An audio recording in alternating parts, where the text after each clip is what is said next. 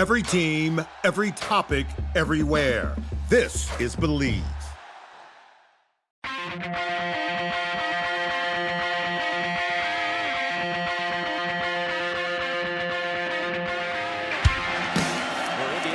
First down at 10 at their own 10-yard line. Tevin Coleman with some running room.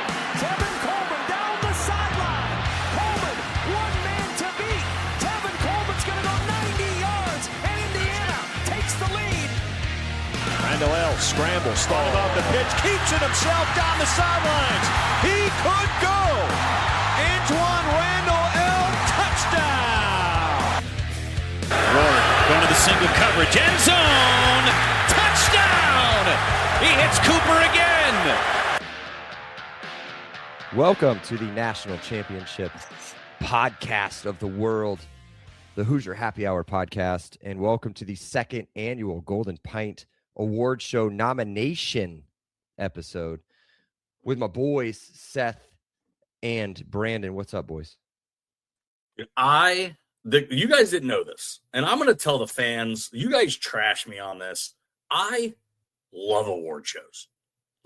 Love award shows. I watch the Golden Globes. I watch the SAG Awards. I watch the Oscars. I watch the Emmys.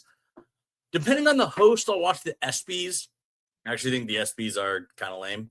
But I love award shows. I don't remember getting this into them last year, but guys, I had a ton of fun. I think this is going to be super fun. It's improved from last year. I'm pumped for this episode. Yeah, Seth. Let's do this. I don't want Seth, to be nice. I don't want to be nice to either one of you today, okay?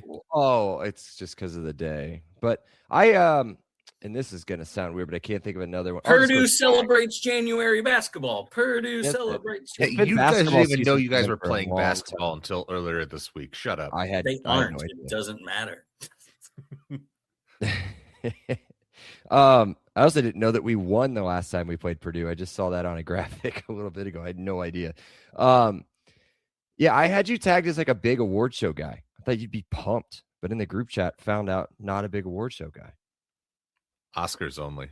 And even then I'm like, give me the 5 big categories and get me out of here. Is it Maybe your 7. wife? Your wife makes you watch that? Yeah. She does all the red carpet stuff and I just I don't do the red carpet stuff, but I don't miss a monologue. You know what, dude? The monologues are nice, right? The monologues are good. I wish I was watching live with the whole Chris Rock, Will Smith thing. And then, as you said in the group, what's her name's on fire? Nikki Glazier is the funniest person on earth. Yeah, she's on fire. Funny. But yeah, we're going to have a host. We're going to do a whole thing. We're going to try to do a whole thing. We kind of planned it out earlier as opposed to last year where Seth and I were just kind of boring, probably, throughout the entire thing. And we did a bunch of fun things. You know, we played some of this, did some stuff like that the whole time. And it drove Brandon crazy. And it, did a little bit of, I don't think the production value itself is probably going to be a little bit higher this time around. Plans in place are going to be pretty special. I don't want to tell you guys about it until it actually comes to fruition. So, with that being said, let's get right to it. Oh, and by the way, if you're here for transfer stuff and roster stuff, maybe a little bit next week, maybe, or the week after that, we will do it. I promise you. We want to get some things finalized through the portal and enters and exits and everything else. I don't want to let the 25 season die. I'm holding on to it. The Steelers just hired Mike McCarthy. The 2025 is all I got. All right, so I am doing this on the master copy right now, which I just put our names instead of nominee 1, 2, and 3. So what we're going to do for those of you that did not join us last year for this, which I don't blame you, and last year ended in disappointment, this year there's no disappointment. We are the national champions. So we are going to go through. We're going to talk about each one of these categories. There's a decent amount of them. We're going to give our number one. And if our number one's taken, we'll go to the second one that we had listed down. And then we'll get 3 categories from our 3 nominees from us in each category. And then Seth will offer in other where you guys can actually vote on everything. And then if you need to add your write-in. So let's get it started.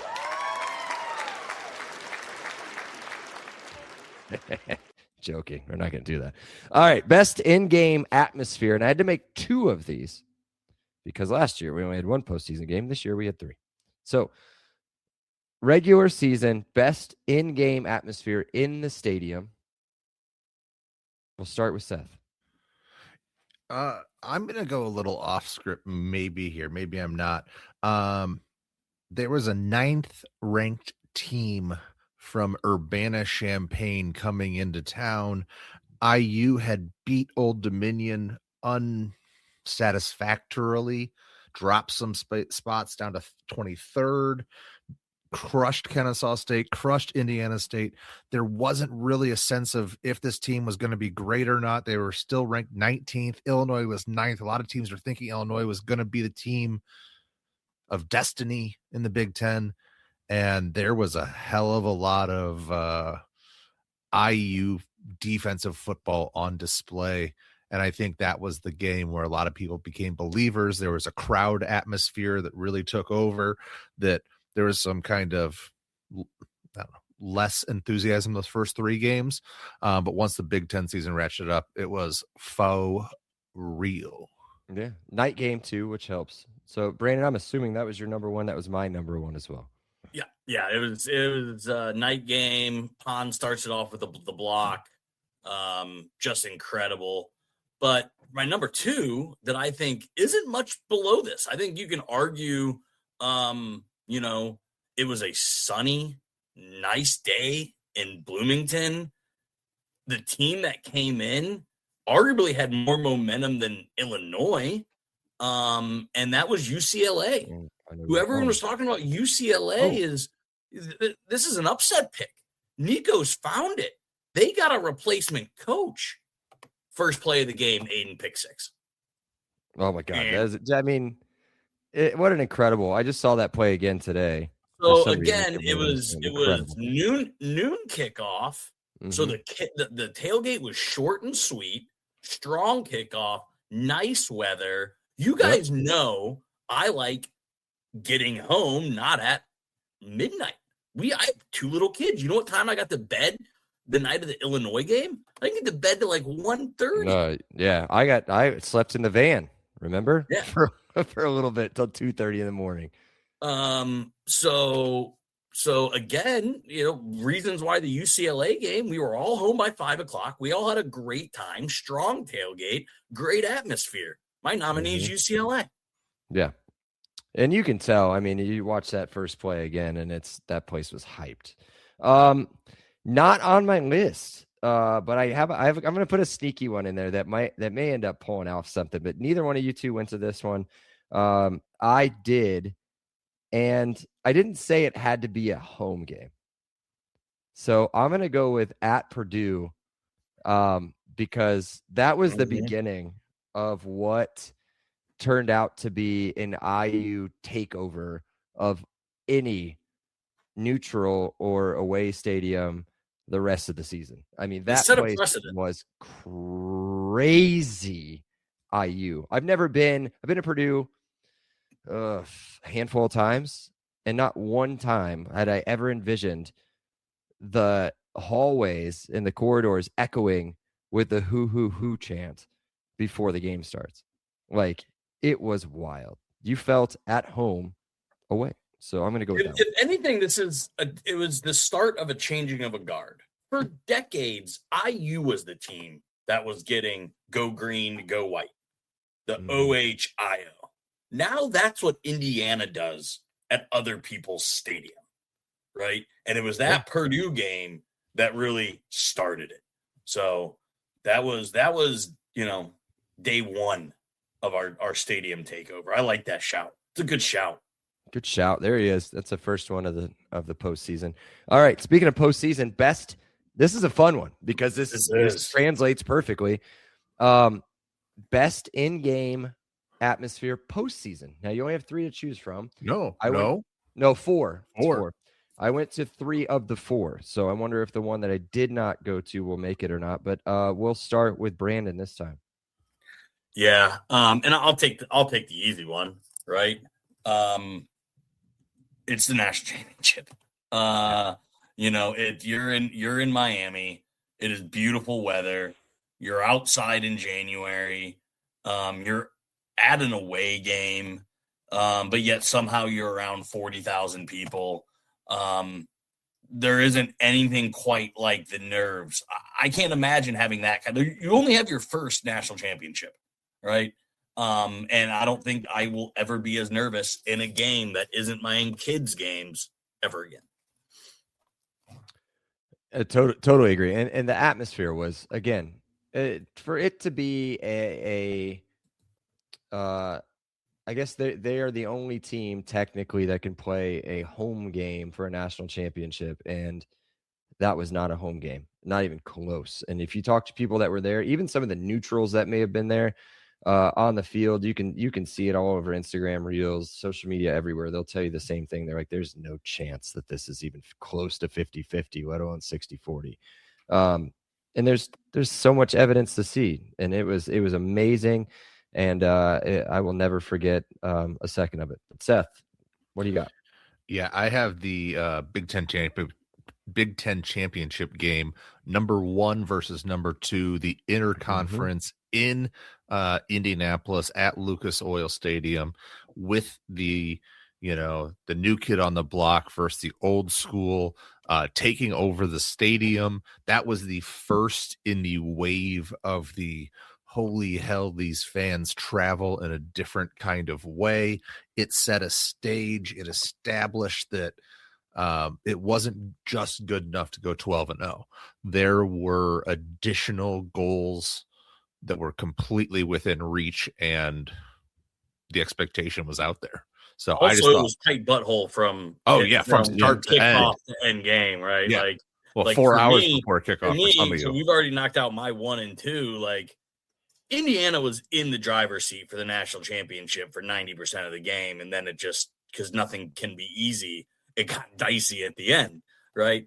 The Big Ten championship, I don't know what the probability meter though was, but it couldn't have been any lower or higher than 40 to 60% the entire game. It was a coin flip game the entire time. So I'm looking at it right now. It never got above 75% either way until under 3 minutes to go. Surprised that it even got that high. But yeah, no, those were the two. I'm curious what Michael chooses for his. Well, I mean, you want to talk about an atmosphere, right? I mean, the game turned out to be an absolute dud, but to drive down 65 to 24 or 27 through Nashville into Atlanta, and to have nothing, like have an occasional Tennessee plate, an occasional Georgia plate pop up. All Indiana took over Buc-ee's along the way, took over Mercedes-Benz Stadium and all of downtown Atlanta. I mean, you could walk around that place, and it would be, if you were wearing green, you stuck out like a sore thumb. It was so much red. Unbelievable. 90-10 is what I'll call it. We've talked about it before. Loud. And then that opening play, which I'm sure will come up at some point, maybe. Just unbelievable. You want to talk about an atmosphere? That thing was, well, at least for the first, 15, 30 minutes or so, until the game was completely dead.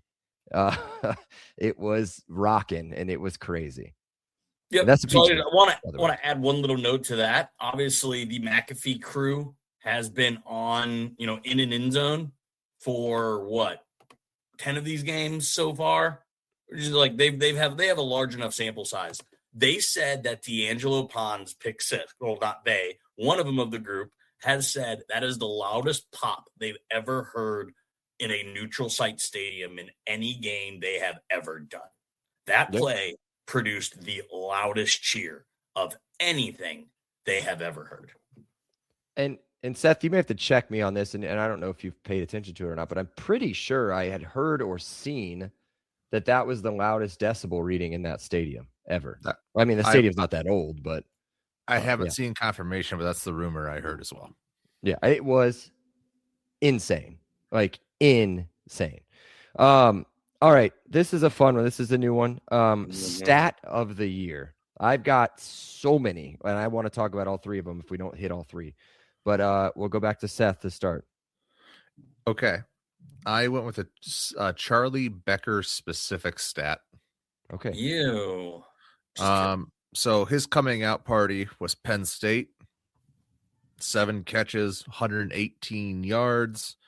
And I believe that was when Gus did the Charlie B from Nashville, Tennessee. Yep. Prior to that game, Old Dominion, Kennesaw, Indiana State, UCLA, Maryland, he had 7 catches all season before that. Yeah. Yep. Yeah. That's a great stat. So he had 7 catches in Penn State, 7 catches before that. Okay. Yep. So I'm going to call it Charlie B, 7 catches. Okay. Brandon? So I did what I thought Kurt Signetti would win, and I'd only went team stats. And I did too. You know, the national championship is a team award. So stat of the year. So sorry, Seth. You know, maybe they celebrate individuals at the school that you choose. But this is a team thing for me. And they talked about it in every game. And I can't tell you how dang impressive it was to only have 8 turnovers the entire year. Okay. Plus 22 turnover ratio, right? This team protected the ball. This team got after it on turnovers. To me, getting extra possessions is how you win games, right? You know, especially in modern analytical play calling on both sides of the ball. If you can steal possessions, you put yourself at a better chance to win. That's why, for me, that stat plus 22 is the stat of the year for me. It's a great stat. I just want to clean it up. I'm not going to be that guy, but it was plus 21 according to NCAA stats. So we'll document. I used ESPN. They had 7 interceptions. It doesn't matter. I did the totals. It doesn't on ESPN. matter. Doesn't matter. We'll just do turnover margin. That's what we'll say. And Seth, you can reference it. You can take either stat. Of course, ESPN would have a different stat. Wow. Okay. So I didn't have any of those. I had originally put down turnover margin, but wait till you hear these. Okay. And I'll give my final one at the end. 56% third down conversions. Oh, that was my second one, you son of a bee. That's from my Nashville, third one. Tennessee. That's my third one. So maybe that's the fourth one, Seth. Maybe you need to write that one down. I'll say I've got a good honorable mention too, but go for it. Just wait for this one. You ready? A plus 473 point differential, which is the second most since 1936. Love that one. Points per game, point differential, 35.3. And my number one stat goes along with turnover margin. 1 fumble happened in the first game of the season. Lee Beebe. Yes. Poor Lee Beebe in his leg. 1,047 snaps and 15 games later, 0 fumbles. Lost fumbles. Yes, lost fumbles, of course. Yes. Sorry, just but keep yeah, it clean. I'm going to go with the 1 fumble lost, and then I'll put that other part of the stat in here.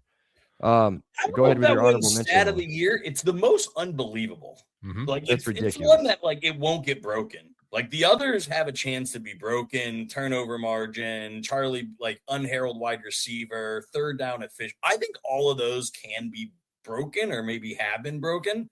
I don't know if that stat ever gets broken ever again.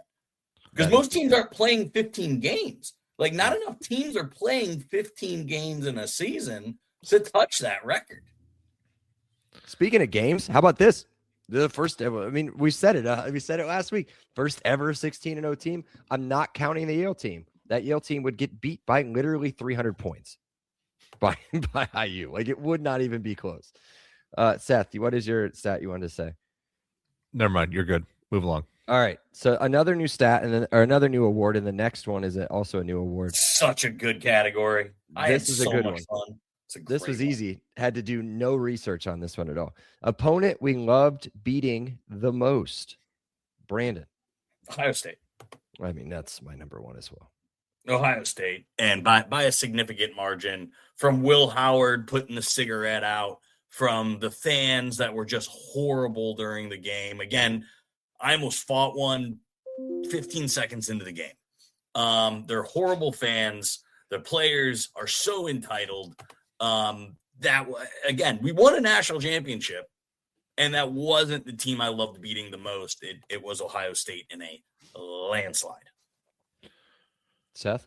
Yeah. Okay. The other thing I wanted to say was Kobe Martin had back-to-back 2 touchdowns over 100-yard games. And I can't verify it, but I don't think anybody else has ever done that. And he was the 4th string running back at the time. So again, just talking about depth of the team. My opponent I love was Alabama. Oh, dear God. I didn't Just even list them. SEC, first of all. So the bias, the Paul Feinbaum, all of the ESPN biases. And then, just the way we think about people and supporters of Alabama football. Just very nice to see them humbled, humiliated on a national stage. It was just, it was so good to not just beat them, but beat them in a way that was so thorough that there was no the ref screwed us out or whatever, it was they got thoroughly destroyed. There is no argument. The Big Ten has been the superior conference at least the last 3 years, and maybe poised to be for a couple of years more, it looks like. Yeah, I mean, as Herb Street said, quote, "This is embarrassing." Like after Kayvon Black's touchdown, and guess what? We scored another one after that one. So I agree with that one. That's good. I'm gonna go. I have 2 left on the board. One of them was significant, but I don't hate them as much. And I didn't hate. I'll go with this one. I did not hate this team before 2 weeks ago. I thought they were cute. I thought it was funny how they thought that they were a relevant program. And then their fans continued to chirp and continued to chirp and continued to chirp. And then we walked in their trap, took over their trap. Right, Brandon? Isn't that what you were screaming the whole time? I said it about 50 times. Yes. So give me Miami. Somehow Miami. Worse than what you said it. Like somehow I bad. Sounded worse than what you sounded. Yeah. I think it's because your voice is like that the whole time, though. So we'll see. Yeah, that's probably it. Can I add an honorable mention? Go ahead. Because it's probably the same one. Because I think the effect. Phil Knight. Oh. We just shut up. Dan Lanning, as America's next dreamy coach, now can't win the big one. Dante Moore, the overall #1 draft pick, sent back to school. Everybody and their mother said, you can't beat them twice. So it was satisfying in that you had all those factors. You had Nike money. You can't outspend us. We're bigger than you. We got the cool jerseys. We got the cool helmets. We got the cool coach. We got the cool everything. We got the cool quarterback. Didn't matter. Indiana just laced them up and throttled them twice. So I don't think it's better than the 3 that were just mentioned, but I do think it needs to be noted that Dan Lanning is now getting talked like, is he ever going to win the big game? Like Dan Lanning, we made Dan Lanning the nation turn on Dan Lanning. We sent Dante Moore back to college. That's a great bar, dude. That is such a bar. Like went from Mel Kiper's #1 overall rated pro on his board to we sent him back to school. Like that's incredible. So my honorable mention is it wasn't a good win, but historically it was the first time we had ever won there, and that's at Penn State. That would have been my other one. And Purdue will never not be satisfied. I mean, that's always satisfying. And the way that they did it with Davion Chandler sitting here scoring massive touchdowns, it's amazing. Hey, Brad, did you mention Dan Le Batard in your Miami commentary? No, because he's an idiot too. All right. He doesn't know ball. Straight up doesn't know ball. Mike Ryan was the one I was most concerned about. And I said something at the end of a pod that I did end up editing out, which I wish I would have left it there at that point, was at least recognized like, okay, no, they played a great game and blah, blah, blah, blah, blah. All right. Clutch moment of the year. Brandon, this is a very controversial stat or award for Brandon. So we'll start with Brandon. Clutch moment of the year. Yeah. So given the circumstances, in my mind, the two plays are similar. Mm-hmm. Given what was on the line, I think the two plays are similar. I think the reason why this will be the one play that I'm not nominating, I don't think is on every highlight reel for the end of times, unlike this one will be. For me, it's the Mendoza pinball that the entire world has seen. He could have walked into the end zone, though, Brandon. Huh? He could have walked into the end zone, is what Dan Levitard said. He didn't have to make it so dramatic. He was doing that on purpose. Literally, tens of millions of people have seen that play, and I think that play will reverberate through history. Amazing. Much longer, and has the bigger reach and bigger impact than what I think the second best moment is. And Michael, I'll go ahead and let you give that. Oh, well, I mean, I don't want to take it from Seth because I've got another decent one, or at least two more decent ones. Because I think both of them have statue. One of them now has a very heavy, good chance of being a statue at some point. The other one had an incredible chance of being a statue at that point. And I'm assuming it's Cooper's catch, Seth. IU is up 20-7 at Penn State. They are cruising. They are coasting. It is late in the third quarter. And all of a sudden, Nicholas Singleton takes the goddamn game over. Field goal, touchdown. And before you know it, 6.5 minutes to go, Penn State's up 24-20. I was in a room with both of you. You were shitting your Levi's. It was ugly. It was sad. And in what I believe is the first of what turned out to be numerous. Hold on. No, Oregon happened before this, but Iowa happened before this. So the third of the Heisman moments happened where he found Omar Cooper in the back of the end zone with one of the prettiest toe taps you will ever see, with 36 seconds to go to cap a 10-play, 80-yard drive, snatching victory from the jaws of defeat and ensuring that a terrible, downtrodden Penn State team was not going to ruin this Team of Destiny's season. Did you guys ever watch Mythbusters? Yeah. Yeah, of course. I would like to, and I know the show's been done for years now. Isn't it? I think there's an IU grad as one of the guys. The guy with the mustache. The guy with the mustache. Savage. I would like to see them, or maybe Sports Science or someone, do what the probability is for him to get his toed out. Like the gravity and the barometric pressure and the velocity of the ball. Like I think you can do. I'm not this smart to be able to put this together, but somebody is smart enough to be able to put that together to find what the catch probability on that is. I think it'd be incredible. Amazon does that now, don't they? Like AWS or whatever. AWS for the NFL. Yeah. I would like to know that. Yeah, because the fact that his left foot wasn't the first one that touched already, like that part in general is amazing. All right, I will go with All right, I'm going to go with the Charlie Becker 19-yard catch on 4th and 5 in the national championship. I mean, that was the play before the play, right? Go for 2 4th downs on that drive. That was the first one. If you go watch, that's the one where he's highly contested to make that catch. It was unbelievable. That kid is ridiculous. And another stat you could have put in there for Becker was the fact and I have to check. I guess I can't say a fact, but I'm pretty sure I'm right. He did not drop a single ball all year. Did not drop a ball. And his catches are not easy catches. So incredible. The guy he's going to win some of these awards. If he doesn't this year, it'll be a lot next year. All right. So here's the controversy.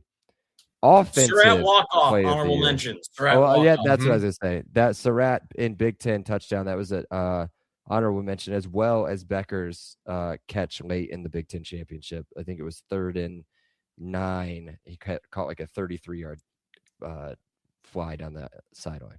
Even Surratt's go-ahead score at Oregon. At Iowa, dude. That's the one we keep forgetting about. And Oregon. That's what Iowa I meant. The was Surratt massive. Iowa walk-off. That Oh, was what I okay. was talking about. I was talking about the Surratt catch, total incredible coverage in the Big Ten championship, that back shoulder in the end zone. Mm-hmm. Another 3rd down throw. God, that guy was so good. All right, offensive play of the year. Seth. Yeah, I'll do it. This is where I had the Mendoza run in the national championship. This was the singular moment. This was the, like you said, this is the play that will be on forever and ever. This will be on the cover of the end of year highlight video, whatever that is. So that's what I had for offensive play of the year. Yep. I'll just reverse it. It was the Omar Cooper catch. I had Mendoza as clutch. I had the Omar catch as offensive play.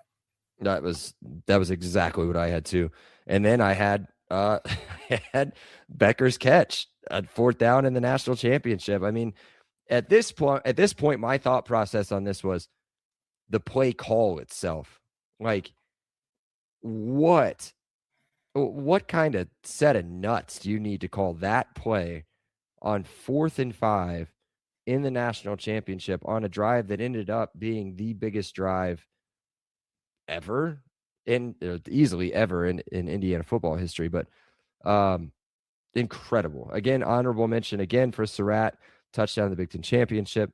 You could go with the Iowa catch, the Oregon catch, the 3rd down Big Ten championship, or 3rd down Big Ten championship late in the game with Becker again. All over the place. Becker's first touchdown against Alabama. That's a hell of a play call too. So there we go. Now we're going to spread it out a little bit. Now we'll get a little bit more fun. Defensive play of the year, Brandon. This was way more difficult for me. But I have to give it to the Kamara block punt in the national championship. Oh. I mean, that game that gave the cushion. If there wasn't for that, I think Seth said it in our post-game pod, right? Like, it's playing field position at that point. Nobody was moving the ball. Nobody had juice. It was that point in the game where, all right, Miami, you're going to have to go win this thing because Indiana's up 10 points, right? Yeah. So to me, that was the most significant defensive play of the year, given the circumstances. It was not the best, most talented play. It hit him in the armpit. It was almost easy. So that was my kind of flip-flop was, is it the most important defensive play? Is it the most impressive defensive play? I went with most important defensive play, which in my mind was the Kamara block. Yeah, I'd almost say it's like highest IQ play of the season too. I mean, or you could go with another one that will probably make this top 3, but we'll see. Seth. Yeah, that's one I had written in if I was going to mention, if honorable mention, if it didn't go through somehow. But I had D'Angelo Pond's first play interception in the Oregon semifinal game. What was it? 3 games. The first play defensively was a pick 6. That was the last one and the most important one. It was an absolute momentum killer as far as Oregon was concerned. It got Dante Moore kind of shook early. He was out of the game flow and really, somehow accelerated Pons even more drastically into the stratosphere of a future NFL player and obviously a early declaree for the draft. Yeah, and I think he's officially taller than Diego Pavia now. Speaking of draft. I will go with my number 1. Somehow made it through here. The most important play in Indiana football history is the Jamari Sharp interception to seal the game. I mean, obviously, all of those other plays set up that play to be the most important play in NFL or in IU football history. But I had that as clutch moment. It was my only defensive clutch moment. Great clutch moment. Again, high football IQ on that play. don't stay in your low zone on a single side wide receiver. You follow the wide receiver with safety help over the top, and it was beautiful. All right. This will be interesting. I think there's a very easy one, and then there's a bunch of really good choices here. But best game, Seth. Yeah, I think there's 4 to go from. I think there's the national championship game. I think there's the Don't Big Ten name 'em. championship game. I don't care. There's Penn State, and there's the first Oregon game. I think those are the 4 contenders here. I am going with the 1 versus 2. I'm going with the Big Ten championship game. Ooh. I know sentimentality would tell you that the Natty is the way to go. But again, I talked about it before. It was a high intensity, low possession. Like every single play was just dripping with significance. It was a game where every play just had such importance to it. And for IU to come out on the positive end in Indianapolis, it put the perfect little cherry on the regular season Sunday for IU. So since Seth made commentary on this category worthless, I'll pick. I had Ohio State 1 too, so my pick will be the Natty. But if we enter new categories next year, it's most fun game, because I think the most fun game I had, which is one of the games I actually didn't watch with you, was the Peach Bowl.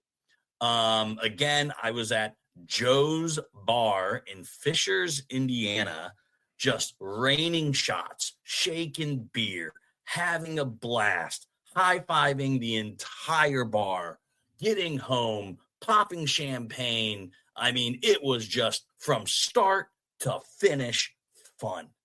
So it's not a category, but I needed to say something because Seth, I like that, spoke for all of us.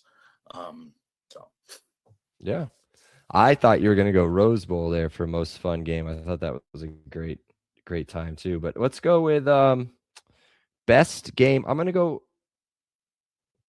just because the game itself was so, I guess now in retrospect, it was fun to watch. But I'm going to go at Oregon. The win in Eugene over the number 2 team in the country. That's it. That was the we are here moment, but it still didn't matter. We were old and cheated and hadn't played anybody and everything else at that point too. But yeah, again, honorable mention, Rose Bowl. That would have been good. The fun game category next year, if we can remember that will be a good add-in. We're gonna take 2 seconds and take a promo break, and we'll be right back for player awards.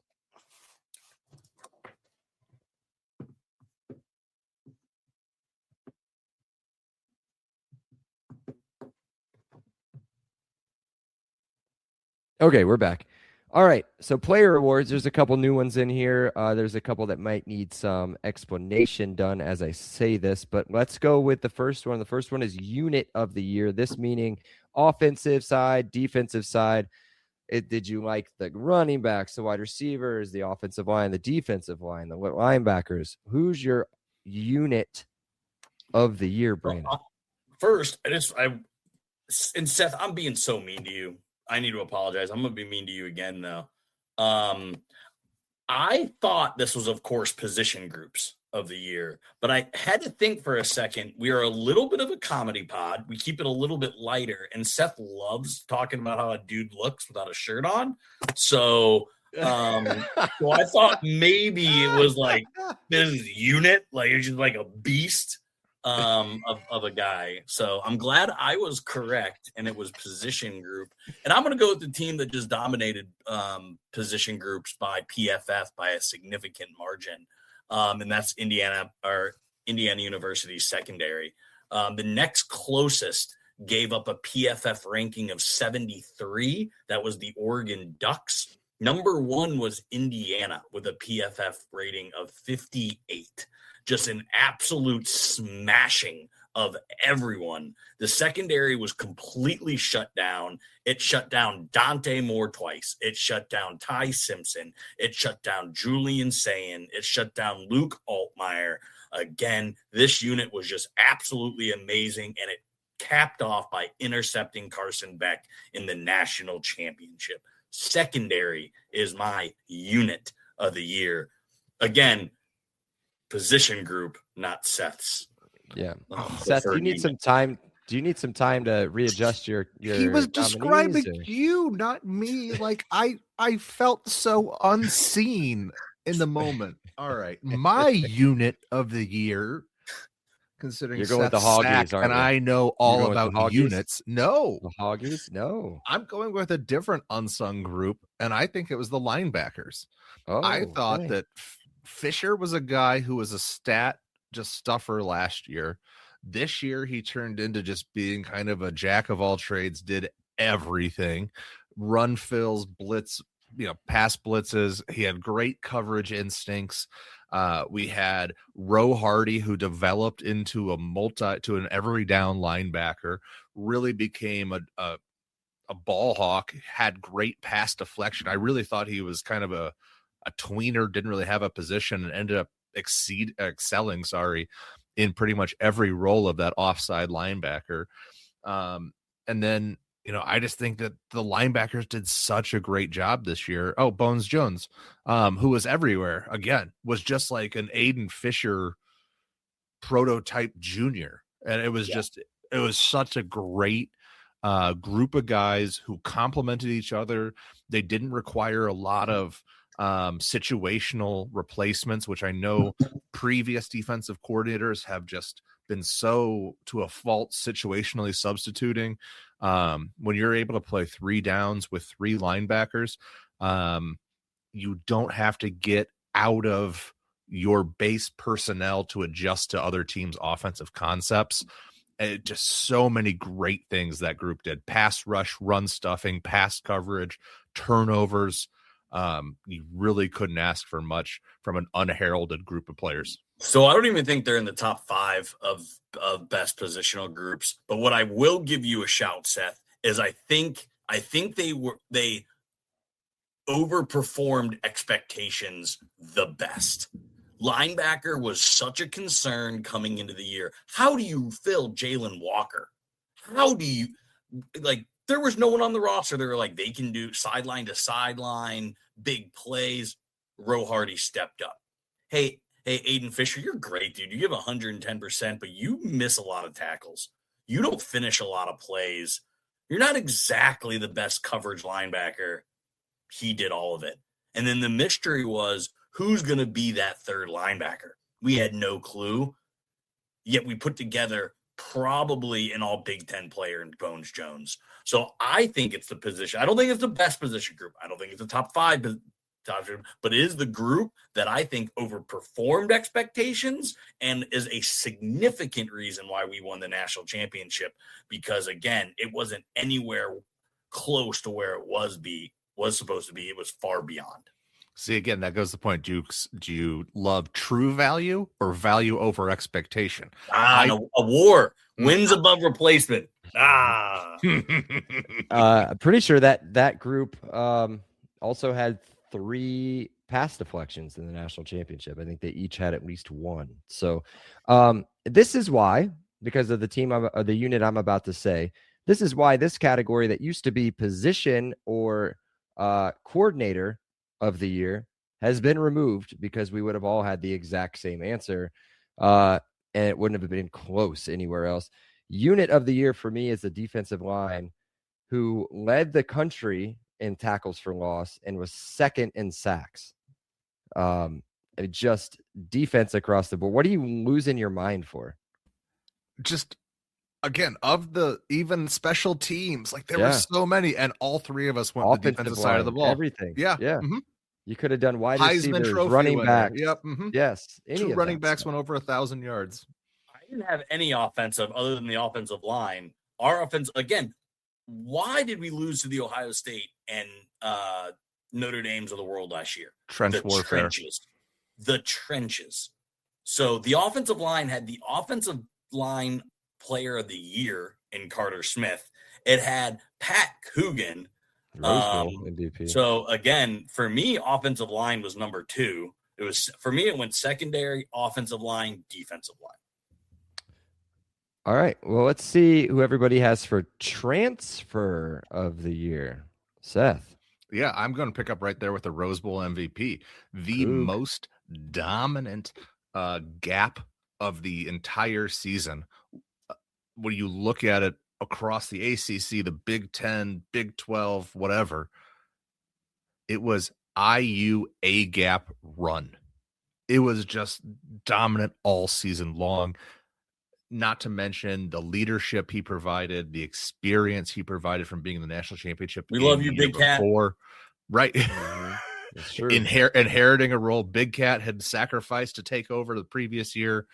I just think he was every bit as valuable as a center as any other position or any other player would be at a position outside of somebody who would win a Heisman Trophy.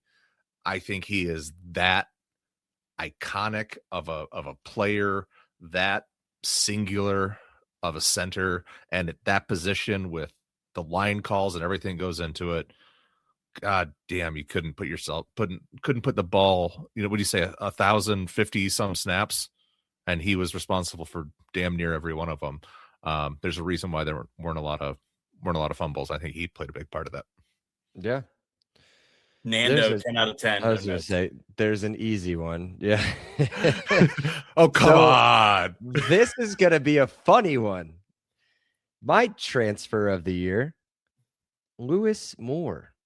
Yes. The original Welcome back.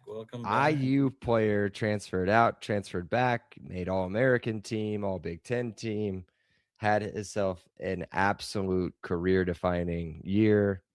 Incredible. There's not a wrong answer there. The second good show. It's a second good show.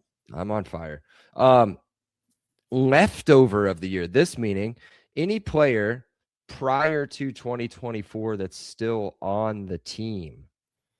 Seth. There were two that I circled right away.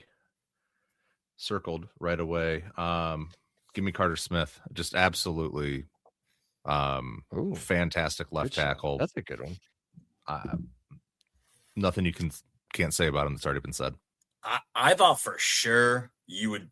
So there's two guys who I think put together great seasons, but not complete seasons. And my leftover of the year was a guy who I thought would have sprinted to a new program as soon as Tom Allen left. Local kid. He stuck it out, just declared for the draft. Got himself a day 2 is Omar Cooper. I think other guy, Carter Smith, where was he transferring when Sig left? He ain't going nowhere. I think there's some other guys who stuck around. Omar would have definitely got scooped up. He stayed loyal to the program, and he is my slam dunk leftover of the year because, man, he had every option available to him. Could have went to Purdue. There were others who went to Purdue. There were others who went to other Big Ten schools. He stuck it out. Omar Cooper, just an absolute dog and a hell of a guy for sticking to his commitment. Good call. Everybody knows, he's going Charlie Becker. He's going to say Charlie Becker. Charlie Becker's on my list. Charlie Becker is an amazing player, and he's going to be absolutely incredible just next season because he's going to go to the NFL next season. But I'm going to go a different route. And last Monday is the reason I'm doing it. And that's Jamari Sharp. Let me get the right thing here. 49 tackles. You guys, this will blow your mind here. 1 interception, the most important interception, but 4 forced fumbles on the season. So I'm going to go Sharp. Everybody wants to talk Pons, and rightfully so. But Jamari Sharp was really good. He got burned. You can think of one play, Kennesaw State, where he didn't even really get burned necessarily. You could say he got burned, or maybe the safety made a wrong read. The dude caught the ball, and Amari took the ball from him. Took it right back. Said, you can burn me, that's fine, but I'm just going to take the ball from you. Forced fumble recovery. Nothing hurt. All right. Any other honorable real quick to transfer of the year? Can we rewind just 2 seconds because I didn't get my honorable mention in? Just because this guy, the last 2 months of the year, was top 3 or 4 graded in the entire defense, Devin Boykin. Boykin. Sleeper of the years. So I had him down. I just wanted to we don't need to have additional commentary. I just wanted to say that guy's PFF grades and the impact he made in December and January were massive. Just massive. We do need to make one more comment. I can't believe you didn't do this because there's so many good ones. I went through the top 100 list today on ESPN of all college football players at the end of the season. We haven't talked about him at all yet, and it's because he got hurt after the Big Ten championship. Is Stephen Daly. Incredible. I mean, he was leading at the time of injury. I don't know where he finished, but he leading the country in TFLs. Dang it. Yeah. I'll spoil it. He was my breakout player of the year. From an 0-12 team with no expectations as a backup, comes in and plays a half a season and does that. Yeah. And does that. So I would have gotten to Stephen Daly. Didn't quite get to the category in time, but he was not forgotten on me. Probably gets drafted now, right? Mm-hmm. Yeah. Let's stay on breakout player of the week. Yeah. The breakout player of the year then, Seth. Yeah, I have Bones Jones for this. This was the guy who we had the biggest question mark on. He was the third linebacker. Was it going to be Utz? Was it going to be some other guy off the radar, Caden Turner? Nope, it was Bones Jones, and boy, did he develop into an every phase linebacker. And again, whether it was fumble recoveries, whether it was sacks, whether it was just normal tackles, the guy was all over the place. I'm really excited to see what he's going to do next year. I think he screwed your mic up. Check that for me real quick. When you're messing with it. Everybody's going to say Charlie. He's going to say Charlie Becker. He's going to say Charlie Becker. I want to say Charlie Becker. That was number 2. There's a guy we kind of talked about a little bit last year. Didn't get a ton of playing time. First team All-American, Tyreek Tucker. That's my breakout player of the year. And he's coming back. He's going to be incredible. So I'm going Tucker. Great. So I got an honorable mention here. Yeah, do it. Just because, again, I think in our I thought a lot of doing this. I went back to a lot of our preseason stuff. And this guy, we definitely had as RB3. We didn't really know what role he was going to play. Yep. Kalon Black was a dog in the playoffs. If we sat here in August and you told me he was going to be 1,000-yard runner, I would have said, give me 1,000-to-1 odds that happens. Yeah. There's no shot the third down guy, the victory cigar, was going to be this instrumental in the run. Just, again, Bones Jones is a great call. In my mind, Kalon Black is the Bones Jones on the offensive side. Just a guy you had no expectations coming in. He was barely a factor at JMU. I mean, you look at all these JMU transfers, Aiden was a dude. Surratt was a dude. Kamara was a dude. Kalon Black was a forgotten piece at JMU. And then he comes in and honestly ran toe-to-toe with Mark Fletcher. Are you kidding me? Yeah. Kalon Black, again, for me, it's Daly for what he did in a small sample size in a big spot. But I think Kalon Black is got to be a nominee for this category. Yeah, just to give everybody a look at JMU, he did have 1 year where he ran 142 times, but he only ran it for 637 yards, 1 touchdown, caught the ball a ton, right? That's where they used him a lot. 27 catches, easily the most he's had. He's only had a total of 8 in his 2 years at IU. Last year, 46 carries, 100 less carries, still averaged 5.5 yards a carry, 2 touchdowns. And then this year, 186 carries, 1,040, 5.6 average, 10 touchdowns. Dude blew up. You gave him the same amount of carries at JMU, didn't do anything with it. And then here in his absolute no more chances final season of college football, incredible play. Good shout, as we're saying today. All right, this will be a fun one. So best 2026 prospects. So best player. Oh, go ahead, Seth. What do you want? They don't have to be draft eligible at the end of next year. They just have the best potential, or they have the best. Okay, so I'm just gonna say, yeah. So best 2026 prospect. So a player that's on the team, from the championship team, not a transfer in. It can be a high school freshman if you want, but good luck with that. Tell me how many played this year in significant roles. One. But who do you have as the best breakout 2026 prospect? There's some real easy ones. Seth. Yeah, I have Kobe Martin Fishers. I think he's going to go from RB4 to kind of RB3 this year. I think he's going to be RB1A or B with turbo most likely. So I think he has the biggest upside, and he has showed the most potential so far that has people excited. I think he's such an exciting player. Like he continues to strong. develop his body. You want to talk about a unit? There you go. Oh God, that dude. His body, the way that he's shaped out in the 2 years at IU is unbelievable. Yeah, absolutely. So for me, I'm going to stick with the trenches. And IU did not have a weak starter. Again, this is not a stock down for Khalil Benson, but I do think if you looked at grades, right tackle was likely the spot that panned out the worst. Yeah. And I think I mentioned it. Michael and I shouted when we were in the game. When Ajani came in for Khalil Benson, the game changed. We were able to run. Fernando had more time. I think it is very possible in a conference that just puts out absolute stud offensive lines that Indiana has the 2 best tackles in the entire conference.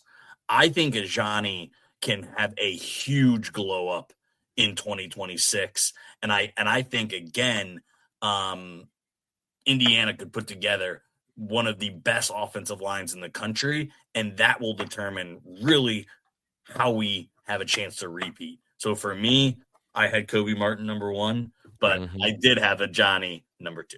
I had the exact same ranking. I just went with the sexier kind of bell cow of a pick. And we all know who sexy bell cows. Bragg has finally got to go with his boy. He's finally got a nominee. Come on. Yeah, my boy. Byron Baldwin. Oh, Becker's got snubbed. Whoever's doing Becker is getting snubbed in this he's like front page. Just write him in for everything, fans. He's just the hot topic right now, right? So it's like too easy almost to go with. I love him. Like he is he is Alec Pierce, but like 10 times better. Like he's going to be an incredible player. Another quick shout real quick. Daniel Ndukwe was another one on my list too, that I think could have a huge season next year as like the dude on the edge. So it'll see how that goes. All right. I think added Landino's a category still in there too. I think Landino's I know we loved on Landino a lot. I still think he has another tier to his game. Yes. Maybe stop hitting the passer 15 seconds after he gets rid of the ball. But we added one right before we started, so I guess we'll do this one on the fly. Brandon wanted to do a glue guy category. Brandon, go ahead. Does he get his roses again? So again, I mean, I just felt bad. We obviously have offensive, defensive, and player of the year. He wasn't going to win any of these, but I do think if you had to say one player who was the X factor, one guy who pulled it ever together in practice, in the locker room, as a leader, that is Pat Coogan. Pat Coogan, as a center, it makes sense. He would be the glue guy. He touches the ball every play. He's the only player that touches the ball every play.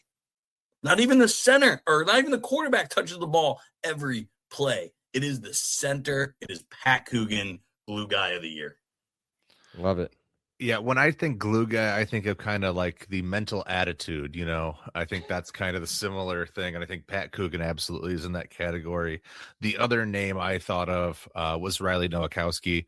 I think those kind of H-back tight end guys are so easy to overlook. I even made a comment in our group text the other day saying that H-back, it's actually a pretty easy position to learn. It's I was just saying, like, you know, it's kind of of a hole in the roster currently. And I was like, yeah, we're not too worried about it. You can kind of throw anybody into that spot, to somebody who's willing to block, willing to, catch a flat route every once in a while to keep people honest.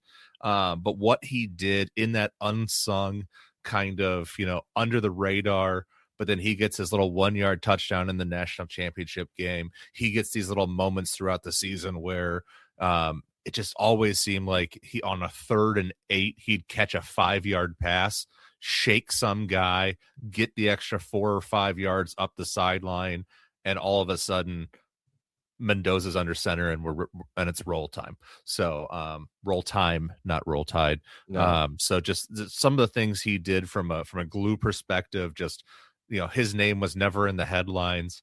But I just really thought what he provided was, very consequential throughout the course of a 16-game season.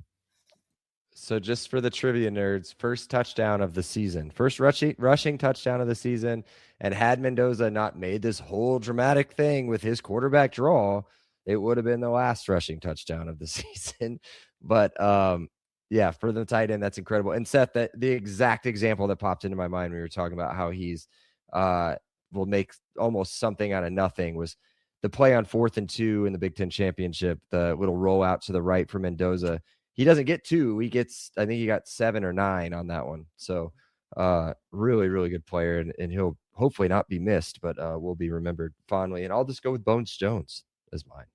I mean, he was a glue guy this year. I think next year he's the guy. So now he's going to have to fight Hardy for that. But the guy, Bones Jones. All right, here we go. Now we get into the players of the year, and then we're done. Offensive, defensive, and then overall player of the year. Seth, offensive player of the year. Take the easy one. No, he's not. I don't want to. I'm going to go with a little bit of a narrative route instead. And I think the one I'm going with is Elijah Surratt. 15. Count them. 15 goddamn touchdowns. 65 catches, 830 yards, 12.8 yards per catch, long of 49. It's what, less than right above 50 yards per game. Well, he missed a couple games, so it ends up being a little more than that. But what he provided, a balance to Cooper, to Becker, who evolved to eventually take over for EJ Williams.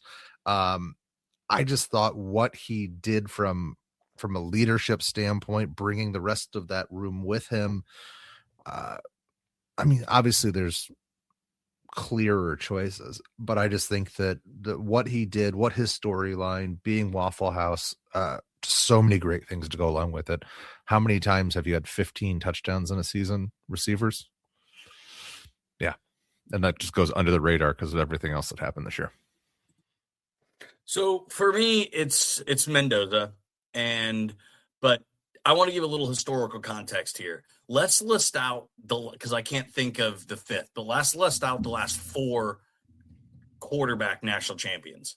Last year, Will Howard, not the best quarterback in the country. The year before that, JJ McCarthy, not the best quarterback in the country. The 2 years before that, Stetson Bennett twice.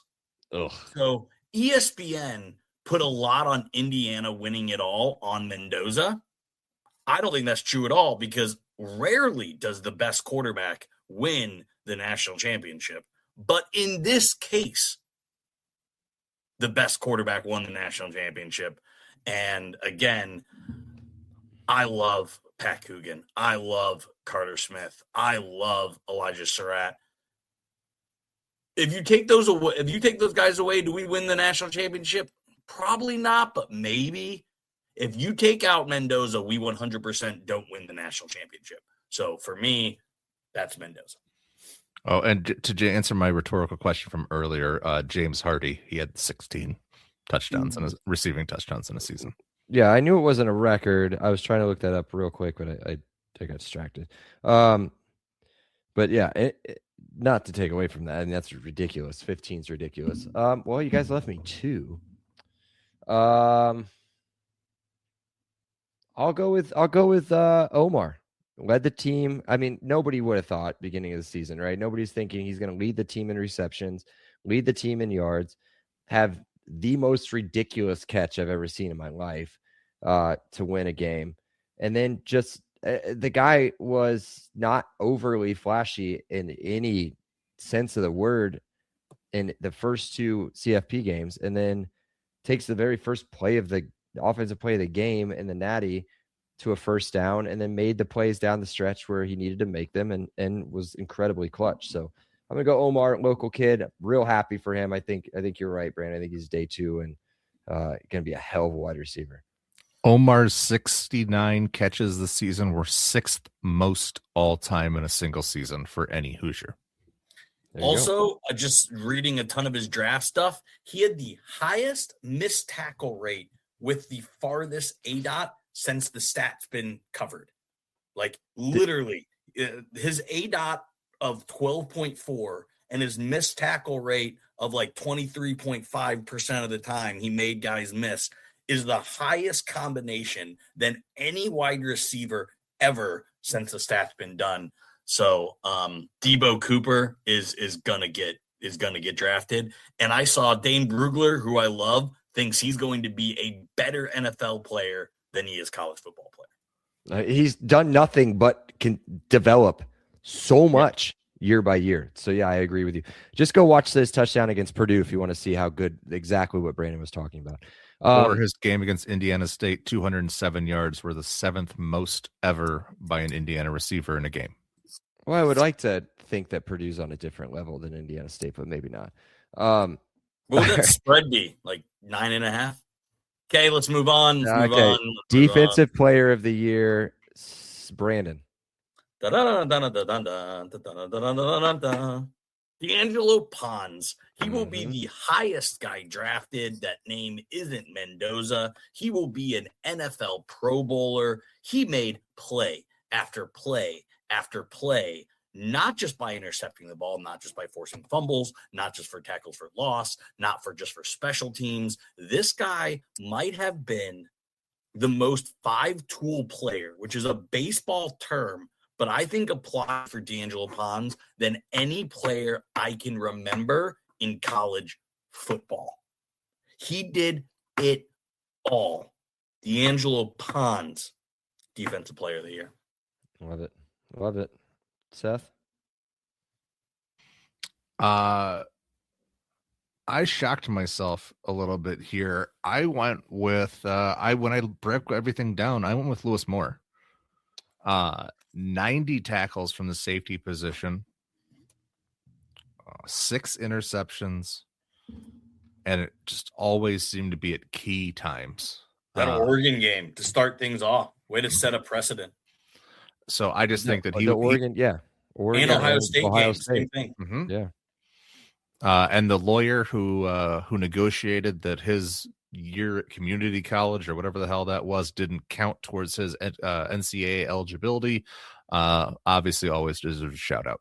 IU put him on retainer. I don't even know if that's like a position, but they should.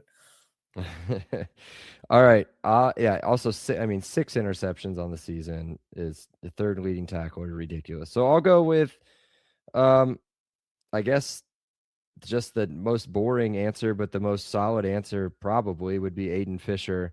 2nd on the team at 95 tackles, 4.5 sacks, obviously a pick 6. He had 2 interceptions overall in the season, 1 forced fumble, a fumble recovered. The guy is just, when you look up just solid, really good linebacker in the Big Ten. I mean, his should be listed right there.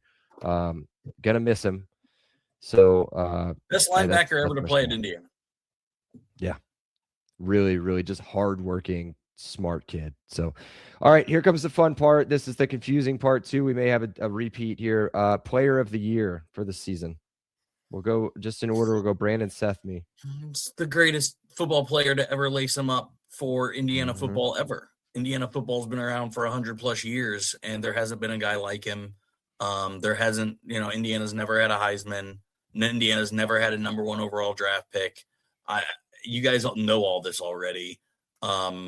There's never been a more obvious answer, and I'm sorry that you two have to pretend like there are other nominees in this category. No. It's Fernando Mendoza. No, big fan of democracy over here. Big fan of good radio over here. But I'm not giving fans the choice. There is no choice. Hold on, Brandon's got to go. Bye, Brandon. Go. Get out of here. See you later. Bye, everyone. Cheers. Amazing. Golden Pint Awards.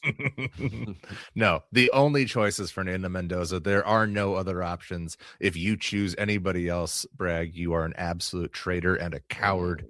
It has to be Fernando Mendoza. Do not allow the people to vote. This must be mandated. We can't even. I had Pons at 2. Of course, but no, nobody's going to vote for him. And we all love Pons. We love his dad. We love everybody. Are we? I mean, we have to put names in there, right? No, you put Fernando Mendoza, right? Heisman Mendoza. Okay.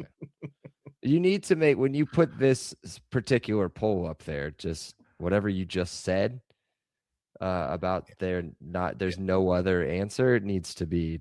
Yeah, I'm the poll expert. I got it. Don't worry. Yep. Because I'm pretty sure Angelo does follow us, and I don't want him to be mad because we love him. All right, that's it. I mean, there's no sack, there's no randos, there's nothing. We just want to get the nominees out. We will get it on Twitter. I don't think we can really do anything, Instagram or anything else.